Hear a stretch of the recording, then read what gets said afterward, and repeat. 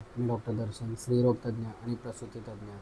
तुम्हाला पण बाळ होण्यासाठी प्रॉब्लेम येतो आहे का? किंवा लग्नानंतर बरेच वर्ष झाले आणि बेबी राहत नाही आहे का? तर आजचा आपला व्हिडिओ आहे PCOD आणि इन्फर्टिलिटी. म्हणजे PCOD ज्यांना आहे अशा महिलांना बाळ राहत नाही किंवा प्रेग्नन्सी राहण्यासाठी प्रॉब्लेम्स येत आहेत, त्यांच्यासाठी आजचा व्हिडिओ आहे.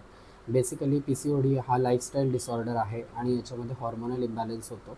सो PCODमध्ये ही जी ओव्हरी आहे, तर ओव्हरीमध्ये जे फॉलिकल्स रप्चर्ड व्हायला पाहिजेत आणि ज्याच्यापासून बीज बाहेर यायला पाहिजे तसं होत नाही. बऱ्याचदा ॲनओल्युटरी सायकल किंवा खूप उशिरा बीज बाहेर पडतं, रप्चर्ड होतं. सो अशा कंडिशनमुळे काय होतं की तुमचा ओव्ह्युलेशन पिरियड नक्की कोणता आहे हे तुम्हाला कळत नाही. आणि जरी संबंध आले, पण संबंध आल्यानंतरसुद्धा इथे बीजच जर स्रवला नाही, स्त्री बीज जर बाहेरच पडला नाही, तर जरी पुरुष बीजचा संबंध झाल्यानंतर पुरुष बीज जरी तिथे आलं तरी प्रेग्नन्सी राहणार नाही. कारण स्त्री बीज नळिकेमध्ये येणं गरजेचं आहे आणि त्याचवेळी पुरुष बीजसुद्धा तिथे येणं गरजेचं आहे. जर ते दोन्ही एकत्र आले तरच प्रेग्नन्सी संभाव्य आहे. तसेच PCODमध्ये बरेच हॉर्मोनल चेंजेस आपल्या बॉडीमध्ये बघायला मिळतात. इन्सुलिन रेझिस्टन्स आहे. इन्सुलिन रेझिस्टन्समुळे बीज प्रॉपर बनत नाही, बीज बनण्यासाठी प्रॉब्लेम येतो.